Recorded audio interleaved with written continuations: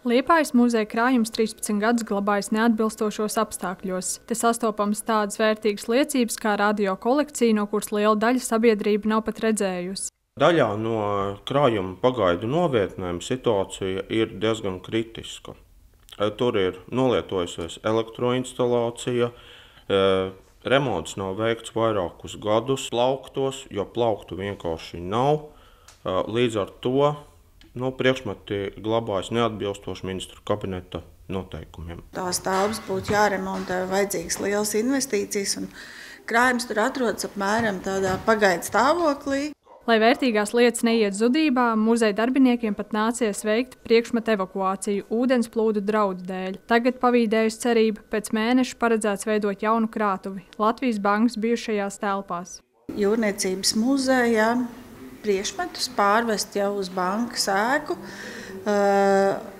atbrīvojot Teodoru Breikšu ielu 45, kur jau diezgan daudz gadus Liepājas muzeja jūrniecības vēstures krājums stāvēja tādās pagaidu telpās. Tagad šis krājums beidzot būs savās pastāvīgajās telpās.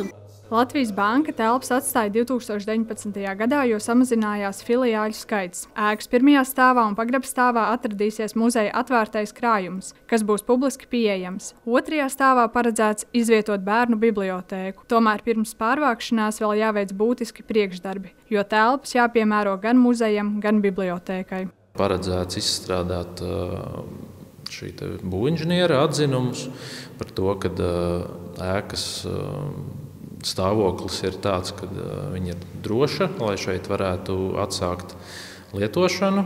Doma piešķīrusi gandrīz 33 000 eiro ēkas pielāgošanai, taču nav skaidrs, kad būs iespējams faktiski iekārtot muzeju un bibliotēku. Arī telpu pārbūves izmaksas vēl nav noteiktas. Tad, kad mēs būsim veikuši šos pirmos vēl izpētes darbus, tad arī varēs noteikt provizoriskās izmaksas tieši šeit otrā stāva izmantošanai, un tad tiks meklēts šis finansējums. Vai tas būs tikai pašvaldības budžets, vai būs iespēja piesaistīt kādas fondu finansējumus, to radīs laiks.